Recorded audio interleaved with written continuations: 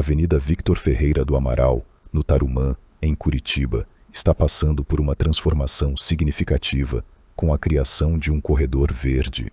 1000 árvores nativas e um pomar de espécies frutíferas estão sendo plantados, promovendo um habitat rico para a fauna local. Nas laterais da avenida estão sendo plantadas 400 manacás da serra, que são árvores de pequeno porte com flores multicoloridas. No canteiro central, são 600 árvores, incluindo 300 paus-ferros e 300 frutíferas como jabuticabas e pitangas. Quando essas árvores derem frutos, a área se tornará um ponto de alimentação importante para aves e abelhas sem ferrão. Além disso, o pomar servirá como um espaço científico, permitindo que seja acompanhado o crescimento das árvores e seu impacto no microclima da região.